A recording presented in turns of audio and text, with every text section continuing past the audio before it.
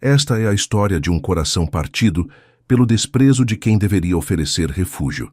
Em uma noite de celebração em Belo Horizonte, o que era para ser um recomeço familiar transformou-se no despertar de uma mulher que cansou de ser invisível. Quando o sangue que corre nas veias se torna mais frio que o gelo, a única saída é o silêncio, e a colheita do que foi plantado virá no momento mais sombrio da madrugada. Antes de começarmos essa história incrível, não se esqueça de curtir o vídeo, se inscrever no canal e contar pra gente nos comentários de onde você está ouvindo essa história. O calor de dezembro em Belo Horizonte sempre teve um peso diferente para mim. Não era apenas o mormaço que subia do asfalto das ladeiras do bairro Anchieta, mas uma pressão no peito, uma ansiedade que parecia competir com o barulho dos fogos de artifício que já começavam a estourar, esporadicamente ao longe, anunciando a chegada de um novo ano. Eu estava estacionando o carro, sentindo o suor colar a blusa de seda nas minhas costas, enquanto olhava para a fachada da casa de Odete, minha mãe. Era uma construção imponente, com grades de ferro trabalhado e um jardim que ela cuidava com uma dedicação que nunca direcionou a mim. Eu segurava o volante com força, respirando fundo o cheiro de lavanda do aromatizante do veículo, tentando encontrar a coragem que me faltava todos os anos. Eu ainda era a menina que buscava uma migalha de aprovação, mesmo sendo agora uma mulher que construíra sua própria vida a quilômetros dali. Ao entrar, o som das risadas vindas da varanda me atingiu como um tapa. O aroma de pernil assando com abacaxi, um clássico das festas de Odete, preenchia o ar, mas, para mim, aquele cheiro sempre trazia uma náusea sutil. Na mesa da sala de jantar, vi minha irmã, Bianca, e minha tia, Gislaine, debruçadas sobre taças de espumante gelado. Elas nem se levantaram quando passei. Odete estava na cozinha, dando ordens para a ajudante, com aquele tom de voz que não admitia réplicas. Quando me viu, apenas assentiu com a cabeça, como se eu fosse uma convidada de última hora que ela esqueceu de desconvidar. Você chegou, Letícia. Deixe suas coisas no canto. A casa está cheia, disse ela, sem um abraço, sem um que saudade. Fui até a área de serviço para deixar o vinho que trouxera e foi lá que meu mundo desabou de forma silenciosa e definitiva. Perto da lavanderia, 2 sacos de lixo pretos, grandes e pesados, estavam abertos. No topo de um deles, algo me chamou a atenção. Era um pedaço de papel brilhante, rasgado ao meio. Abaixei-me, com o coração martelando contra as costelas, e puxei o fragmento. Era a minha foto de formatura, aquela que eu havia dado a eles com tanto orgulho, a primeira da família a conquistar um diploma de prestígio. Ao lado, vi fotos da minha infância no Parque das Mangabeiras, registros de aniversários, até desenhos que eu fiz na escola primária. Tudo estava ali, picado e amassado, misturado a restos de comida e embalagens descartadas. Senti um frio gélido percorrer minha espinha, contrastando com o calor abafado daquela tarde mineira. Meus dedos tremiam enquanto eu revirava o saco, encontrando mais e mais memórias minhas sendo tratadas como detrito. Levantei-me, com os olhos ardendo, e caminhei de volta para a cozinha. Odete estava de costas, organizando os talheres de prata. Por que minhas fotos estão no lixo, mãe? Minha voz saiu mais baixa do que eu pretendia, mas carregada de uma dor que eu não conseguia mais mascarar. Ela se virou lentamente, limpando as mãos em um pano de prato impecável. Não havia um pingo de arrependimento em seus olhos claros. Ah, isso! Ela deu de ombros, com uma frieza que me fez perder o fôlego. Estamos redecorando a casa, Letícia. Precisamos de espaço para coisas novas, coisas que tragam alegria. É inútil guardar fotos do nosso maior erro. Aqueles porta-retratos ocupavam um lugar que agora será de Bianca e do novo noivo dela. Nesse momento, Bianca entrou na cozinha segurando sua taça com elegância, seguida por tia Gislaine, que tinha aquele sorriso sarcástico que eu conhecia desde criança. Bianca soltou uma risadinha anasalada, aquele som agudo que sempre me fazia sentir pequena. Credo, Letícia, você ainda insiste nesse drama? Bianca disse, revirando os olhos. Como se nós realmente te amássemos aqui a ponto de fazer um santuário para suas fotos cafonas. Você sempre foi o peso morto dessa família, a estranha que ninguém sabe de onde puxou. Ghislaine soltou uma gargalhada, batendo levemente no balcão de granito. Sabe, Letícia, ontem à noite nós até nos divertimos. Temos um bolão aqui entre nós sobre quando você finalmente vai entender a realidade e parar de aparecer onde não é chamada. Eu apostei que você viria hoje com essa cara de coitada, tentando mendigar um pouco de atenção. Ganhei R$ 50 da sua mãe. O som daquela risada ecoava pelas paredes da cozinha, misturando-se ao barulho da geladeira e ao calor sufocante. Eu olhava para aquelas 3 mulheres, meu sangue, minha origem, e percebia que eu era um fantasma naquela casa. Odete retomou a palavra, apontando para o corredor que levava aos quartos. E antes que você pergunte onde vai dormir, não se dê ao trabalho. Transformamos o seu antigo quarto em um depósito para as coisas de jardinagem e as malas de viagem da Bianca. É muito mais útil do que você jamais foi para nós. Agora, se nos der licença, temos convidados de verdade chegando e eu não quero essa sua energia negativa estragando a minha ceia de Ano Novo. O silêncio que se seguiu na minha mente foi absoluto. Toda a angústia, todos os anos de tentativa de ser boa o suficiente, todas as noites em que chorei, escondida por não ser amada, tudo isso se transformou em uma calma assustadora. Eu não gritei, não chorei. Apenas olhei para elas, que já voltavam a conversar sobre o menu da noite, como se eu fosse um móvel invisível. Caminhei de volta para a área de serviço. Peguei os 2 sacos de lixo onde estavam os restos da minha existência naquela família. Senti o peso plástico nas mãos, a aspereza do material. Cruzei a cozinha novamente, carregando o lixo. Elas pararam de falar por um segundo, observando-me com desprezo. Vou levar o lixo para fora por vocês, eu disse, com um sorriso que não chegava aos olhos, mas que era o mais sincero que já dei naquela casa. Afinal, vocês disseram que eu deveria ser útil, não é? Saí pela porta da frente sob o olhar confuso delas. Atravessei o jardim, abri o portão eletrônico e joguei os sacos na lixeira da calçada com uma força que veio do fundo da minha alma. Entrei no meu carro, dei a partida e senti o ar-condicionado começar a resfriar o ambiente. Olhei pelo retrovisor para a casa iluminada e percebi que aquela era a última vez que eu veria aquele lugar por dentro. Eu estava levando comigo o que restava de mim, e o que ficava para trás era apenas o vazio que elas cultivavam com tanto esmero. Enquanto eu descia a ladeira em direção ao centro de BH, uma clareza absoluta tomou conta de mim. Elas não sabiam, mas naquele exato momento, o jogo havia mudado. Eu tinha informações, eu tinha recursos e, acima de tudo, eu agora tinha a ausência total de piedade. A descida pela avenida do contorno nunca pareceu tão libertadora. Enquanto os faróis dos carros formavam rios de luz amarela e vermelha sob o céu carregado de Belo Horizonte, eu sentia o peso de décadas evaporando. O ar-condicionado do meu SUV estava no máximo, mas eu ainda sentia o calor daquela cozinha no Anchieta queimando na minha pele. As palavras de Odete e as risadas de Bianca ecoavam como um zumbido persistente, mas já não causavam dor. Agora, eram o combustível para uma frieza que eu desconhecia possuir. Eu não estava apenas indo embora. Eu estava retirando o alicerce de um castelo de cartas que elas acreditavam ser de concreto armado. Cheguei ao meu apartamento no bairro Lourdes. O silêncio do hall de mármore e o aroma discreto de capim-limão que perfumava o ambiente eram o oposto do caos emocional que acabei de deixar para trás. Entrei. Joguei as chaves sobre o aparador de madeira de demolição e caminhei até a varanda. De lá eu conseguia ver as luzes da cidade se estendendo até o horizonte, as montanhas da Serra do Curral recortadas contra o azul escuro do firmamento. Respirei fundo, sentindo o ar fresco da noite mineira. Eu precisava organizar as peças do tabuleiro. Elas achavam que eu era a estranha, o erro, o depósito. Elas não tinham ideia de que o depósito era, na verdade, a única razão pela qual elas ainda tinham um teto sobre suas cabeças.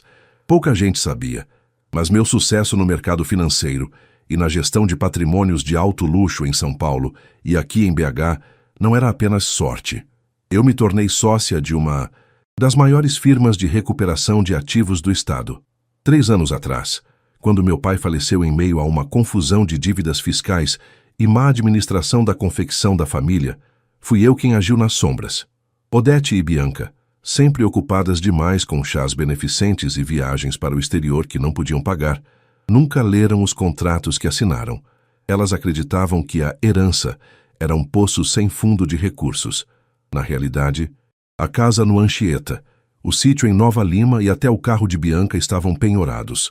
Eu, através de uma holding chamada Lotus Gestão, comprei cada uma dessas dívidas.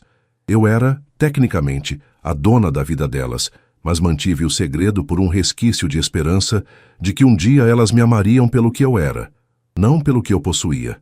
Naquela noite, essa esperança morreu nos sacos de lixo pretos da calçada. Peguei meu celular e disquei para o Dr. Hélio Valadares. Ele era meu advogado de confiança, um homem de cabelos grisalhos e ética inabalável que conhecia cada vírgula do processo sucessório da minha família. Hélio, desculpe a hora. Sei que é quase meia-noite, eu disse, minha voz soando firme como o aço. Letícia, aconteceu alguma coisa? Você deveria estar na ceia com sua mãe. A voz dele soava abafada. Provavelmente estava em sua casa na Pampulha. A ceia acabou mais cedo para mim, Hélio. Eu quero que você dê seguimento à execução das garantias da holding. Amanhã cedo. Houve um silêncio do outro lado da linha. Hélio sabia exatamente o que aquilo significava. Significava despejo. Significava o fim do crédito ilimitado. Você tem certeza, Letícia?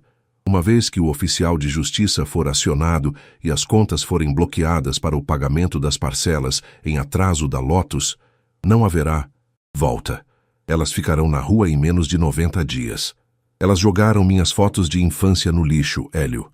Disseram que sou um erro e que meu quarto virou um depósito de jardinagem. Eu não tenho mais família. O que eu tenho agora são ativos financeiros que precisam ser liquidados. Proceda com a retomada do imóvel do Anchieta e o bloqueio das contas correntes vinculadas ao espólio. Quero tudo dentro da lei, mas quero que seja rápido. Desliguei antes que ele pudesse argumentar. Senti uma onda de adrenalina percorrer meu corpo. Fui até a cozinha e me servi de um copo de água gelada. O barulho do gelo batendo no cristal era o único som no apartamento. Comecei a me lembrar de cada detalhe daquela noite. Bianca mencionou um novo noivo. Eu sabia quem ele era, Gustavo Pena, um sujeito que frequentava os mesmos círculos que eu, conhecido por ser um alpinista social, profissional. Ele estava de olho no que achava ser o patrimônio dos Gomes. Mal sabia ele que estava pedindo a mão de uma herdeira de dívidas e humilhação. Passei as semanas seguintes mergulhada em planilhas e reuniões. Janeiro em Belo Horizonte é um mês de chuvas torrenciais e tardes abafadas. Cada vez que o trovão ecoava sobre o teto do meu escritório na Savassi, eu imaginava a tempestade que estava prestes a desabar sobre a casa no Anchieta. Eu recebia relatórios diários. O oficial de justiça tentou a primeira notificação no dia 15. Imaginei a cara de Odete ao abrir o envelope pardo com o timbre do Tribunal de Justiça de Minas Gerais. Imaginei ela rindo, achando que era um erro burocrático. Até que o primeiro cartão de crédito de Bianca foi recusado em uma loja de grife no Diamond Mall. Eu não atendi nenhuma ligação. Mudei meu número pessoal e mantive apenas o profissional, filtrado pela minha secretária.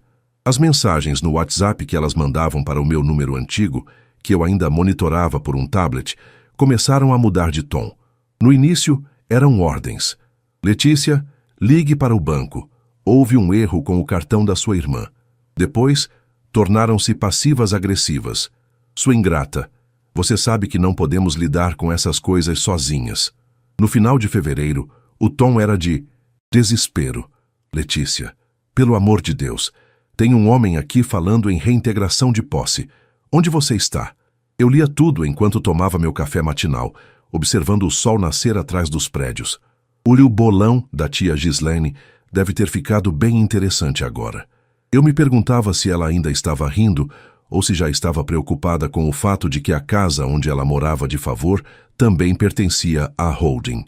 O golpe final foi planejado para o final de março. O prazo de desocupação voluntária estava expirando. Eu sabia que elas não tinham para onde ir. pois Odete nunca guardou um centavo e Bianca gastava o que não tinha para manter as aparências com o noivo. Elas estavam isoladas. Os amigos de verdade que Odete mencionou na ceia desapareceram assim que os boatos de falência começaram a circular pelos clubes da elite mineira. Em BH, o status é uma moeda volátil, e o delas tinha acabado de derreter. Naquela tarde de sexta-feira, recebi a confirmação de Hélio. As fechaduras da casa no Anchieta seriam trocadas na segunda-feira. Eu estava sentada em minha poltrona de couro, girando uma caneta entre os dedos. Olhei para a única foto que eu havia resgatado do lixo, aquela que estava rasgada ao meio. Eu a mandei emoldurar. Era eu, aos 5 anos, sorrindo ingenuamente entre Odete e meu pai. O rasgo passava exatamente pelo meio, separando-me deles. Aquela cicatriz no papel era o lembrete de que a justiça, às vezes, não é cega. Ela apenas espera o momento certo para abrir os olhos e ver quem realmente merece o quê. A vingança estava quase completa, mas eu não esperava que elas fossem tão longe na tentativa de me encontrar. O desespero humano tem um som muito específico e eu estava prestes a ouvi-lo de perto, no meio da madrugada. As águas de março fechavam o verão em Belo Horizonte com uma fúria que parecia querer lavar a alma da cidade. Da janela do meu 12º andar no bairro Lourdes, eu observava os clarões dos raios iluminarem a silhueta da Igreja da Boa Viagem e as ruas desertas, onde a enxurrada corria forte em direção às partes baixas da capital mineira. O som do trovão era um estrondo seco que fazia as vidraças vibrarem levemente. Dentro do meu apartamento, o cenário era de uma paz absoluta. O perfume de velas de sândalo, um jazz suave saindo das caixas de som e o calor de uma taça de vinho tinto seco que eu segurava com uma calma que, meses atrás, eu julgaria impossível de alcançar. Eu estava lendo um relatório de auditoria quando o primeiro sinal da tempestade humana que se aproximava se manifestou. A execução do despejo na casa do Anchieta havia acontecido há 3 dias. O Dr. Hélio me enviou um vídeo curto, gravado discretamente por um de seus assistentes. As imagens mostravam Odete parada no portão de ferro, segurando apenas 2 malas de grife, cujas prestações ela não conseguiria mais pagar, e um vaso de plantas que ela se recusava a soltar. Bianca estava ao lado, gritando com o oficial de justiça, enquanto tia Gislene tentava desesperadamente ligar para alguém que a acolhesse. O olhar de desamparo delas, ao verem o caminhão de mudança levar o que restava do mobiliário para um depósito judicial, deveria ter me causado tristeza. Mas, no fundo, eu só senti o silêncio de uma dívida emocional sendo quitada. Elas não tinham mais o status, não tinham mais a casa, e, acima de tudo, não tinham mais a mim como o erro, que servia de apoio financeiro invisível. Eram exatamente 1h45 da manhã, quando o som estridente do interfone cortou a melodia do saxofone. O ruído era agudo, insistente, como um grito eletrônico de socorro. Meu coração deu um salto involuntário, mas não de medo. Era a confirmação de que o rastreio que elas fizeram, provavelmente através de algum antigo contato social que ainda sabia onde eu morava, havia funcionado. Caminhei até o aparelho perto da porta. "Sim, seu Geraldo?" perguntei, reconhecendo a voz cansada do porteiro da noite. "Dona Letícia, mil desculpas pela hora, mas tem 3 senhoras aqui embaixo. Elas estão ensopadas da chuva, gritando que são sua mãe e sua irmã. Eu disse que a senhora não autoriza visitas sem aviso, mas elas estão fazendo um escândalo no hall. A polícia pode acabar sendo chamada se elas continuarem assim. Pode deixá-las subir, seu Geraldo. Eu assumo a partir daqui." Desliguei o interfone e respirei fundo. O cheiro do vinho agora parecia mais intenso, misturando-se à antecipação do confronto final. Poucos minutos depois, ouvi o sinal sonoro do elevador chegando ao meu andar. O corredor, geralmente silencioso, foi invadido pelo som de passos pesados e vozes esganiçadas. A campainha tocou como se estivessem tentando atravessar o metal com o dedo. Eu não abri de imediato. Fui até o olho mágico e observei a cena. Era patético. Odete estava com os cabelos brancos, perfeitamente tingidos de loiro platinado. agora grudados no rosto pela chuva. Sua maquiagem cara havia escorrido, deixando sulcos escuros sob os olhos, dando-lhe uma aparência de máscara de tragédia grega. Bianca parecia uma criança perdida, o vestido de seda manchado de lama na barra, soluçando sem fôlego. Ghislaine estava atrás, com uma expressão que oscilava entre o terror e a indignação. Elas começaram a esmurrar a porta de madeira, maciça. Letícia, abre essa porta agora. A voz de Odete saiu rouca, quase um guincho. Nós sabemos que você está aí.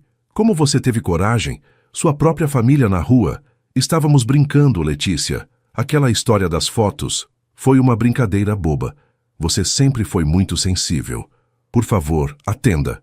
Eu girei a chave lentamente e abri a porta, mantendo a corrente de segurança. O corredor estava frio e o cheiro de asfalto, molhado e perfume barato estragado pelo suor invadiu minha sala. Elas avançaram em direção à fresta, mas eu permaneci imóvel. Brincadeira, mãe.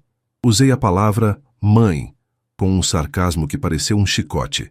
Jogar 30 anos da minha vida no lixo enquanto vocês riam do bolão da tia Ghislaine sobre a minha dignidade foi uma piada muito elaborada, devo admitir. Letícia, por favor. Bianca se jogou contra a porta, as mãos trêmulas tentando alcançar as minhas. O Gustavo me largou. Ele descobriu que a casa não era nossa. Ele desmanchou o noivado por mensagem. Eu não tenho onde dormir. Minhas coisas estão todas num depósito imundo.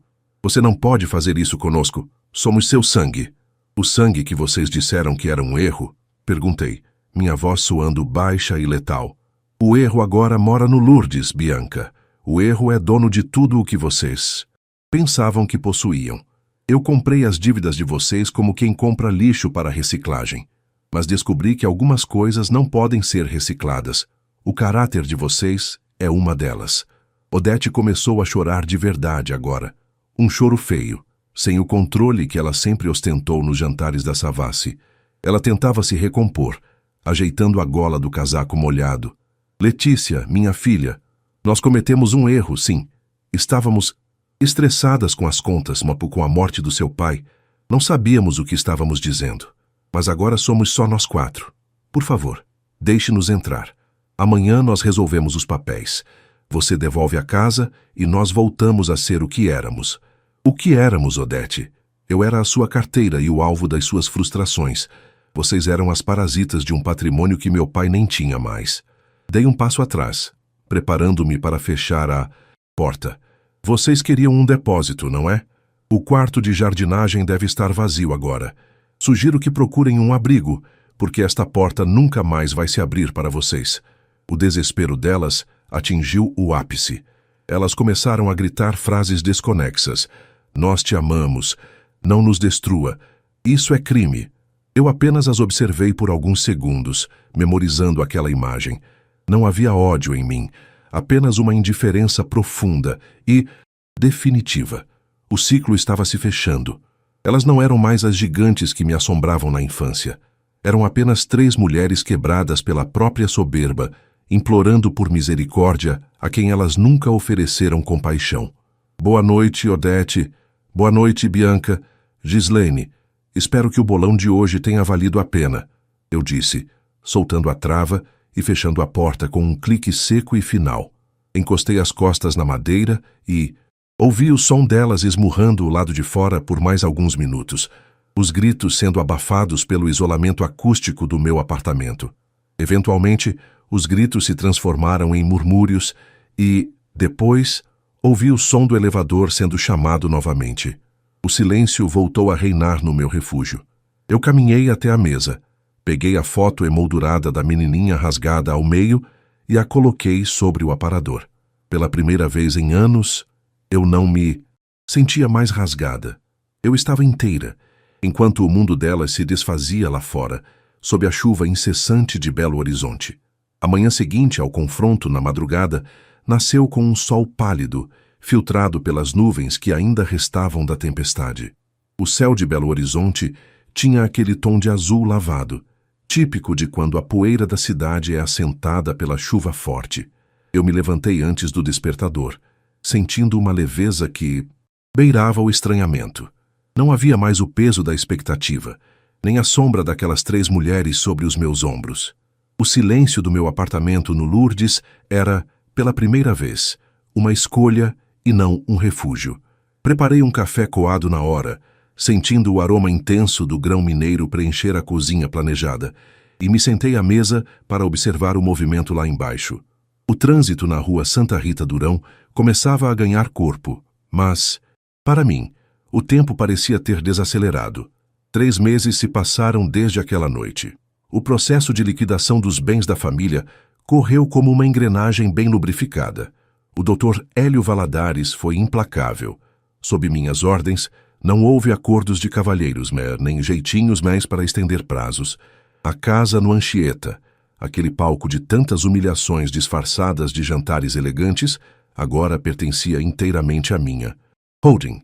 Eu poderia tê-la vendido e lucrado uma pequena fortuna com a valorização do terreno, mas decidi que o meu payoff seria mais profundo e simbólico. Eu estava agora no banco de couro do meu carro, subindo as ladeiras em direção ao Anchieta para uma visita final. O sol da tarde batia no para-brisa, e eu sentia o volante frio sob minhas mãos. Estacionei exatamente onde parei naquela noite de Ano Novo. Olhei para a fachada da casa, os Itá, jardins que Odete tanto amava e que usava como justificativa para descartar o meu quarto, estavam agora sob os cuidados de uma equipe profissional que eu contratei. A placa de ferro com o nome da família havia sido removida. No lugar dela, uma discreta placa de acrílico anunciava: Fundação Novo Olhar, apoio a jovens em vulnerabilidade. Saí do carro e respirei o ar seco daquela tarde. O som de crianças rindo e o barulho de móveis, sendo arrastados, vinham de dentro. Transformei o antigo depósito e todos os outros cômodos em salas de aula, oficinas de arte e um centro de documentação para jovens que, como eu um dia, sentiram que não tinham lugar no mundo. Enquanto caminhava pelo corredor principal, o Dr. Zélio veio ao meu encontro, segurando uma pasta de couro desgastada. Tudo pronto, Letícia. O cartório já emitiu o registro definitivo em nome da fundação. Você realmente fez o que disse que faria. Ele me olhou por cima dos óculos com um misto de admiração e receio. Soube delas recentemente? Não diretamente, Hélio, mas Belo Horizonte é um ovo, como dizem por aqui. As notícias correm mais rápido que a enxurrada na Avenida Prudente de Moraes. Eu sabia o que tinha acontecido. Odete e Bianca estavam morando em um apartamento de 2 quartos, em um bairro bem mais simples, na região de Budiceti, Venda Nova, em um imóvel que pertencia a um primo distante da tia Gislene. Soube que Bianca estava trabalhando como vendedora em uma loja de sapatos no centro, tentando desesperadamente manter as aparências com roupas de brechó que pareciam de grife para quem olhava de longe. Gustavo, o noivo, perfeito, nunca mais atendeu às ligações dela. Ele já estava noivo de outra herdeira, desta vez, uma com garantias reais. Gislene, por sua vez, perdeu o sorriso sarcástico e agora passava os dias reclamando da falta de ar-condicionado e do barulho dos vizinhos. O bolão delas tinha terminado em um prejuízo total. Elas tentaram entrar com uma ação de anulação das vendas das dívidas. Não tentaram?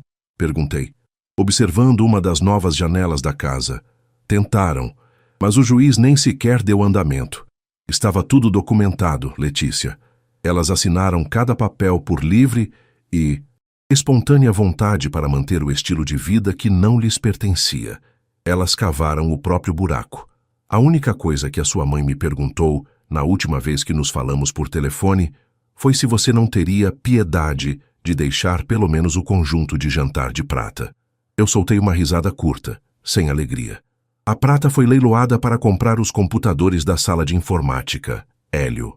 O metal frio delas agora vai ensinar alguém a programar e a ter uma carreira. É um uso muito mais nobre. Caminhei até o que costumava ser o meu antigo quarto. O espaço agora era uma biblioteca iluminada, com estantes de madeira clara e cheiro de livro novo. Não havia mais vestígios de ferramentas de jardinagem ou das malas de Bianca. No centro da sala havia uma mesa redonda, onde 3 adolescentes discutiam um projeto de história. Parei na porta, observando-as. Uma delas, uma menina de olhos vivos e cabelos presos em um coque despojado, me olhou e sorriu. "Boa tarde, senhora. Está procurando alguém? A voz dela era doce, cheia de uma esperança que eu quase esqueci que existia. Não, querida, eu já encontrei o que estava procurando. Respondi, retribuindo o sorriso. Saí da casa sentindo o sol de BH aquecer meu rosto.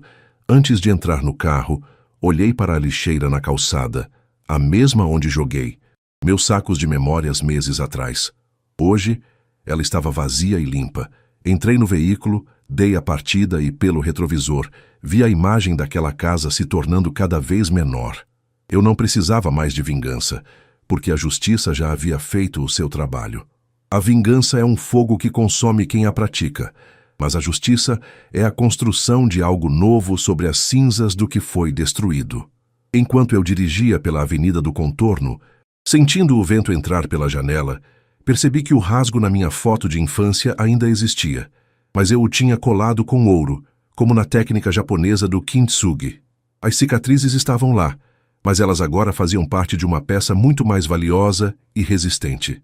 Parei em um sinal fechado e peguei o celular. Havia uma mensagem de um novo contato, um número que eu não conhecia, mas cujo DDD era de BH. Letícia, por favor, sua mãe. Está doente de tristeza. Só queremos conversar. Podemos nos encontrar no Mercado Central amanhã? Eu não bloqueei o número imediatamente, apenas deletei a mensagem. Eu não sentia ódio, nem vontade de retaliação. Eu sentia apenas nada. E o nada era a resposta mais poderosa que eu poderia dar a quem um dia me chamou de erro. O sinal abriu. Engatei a primeira marcha e segui em frente, em direção ao meu futuro, deixando para trás os fantasmas que agora batiam em portas que não lhes pertenciam mais. Eu era a dona da minha história e o capítulo sobre elas havia, finalmente, chegado ao ponto final.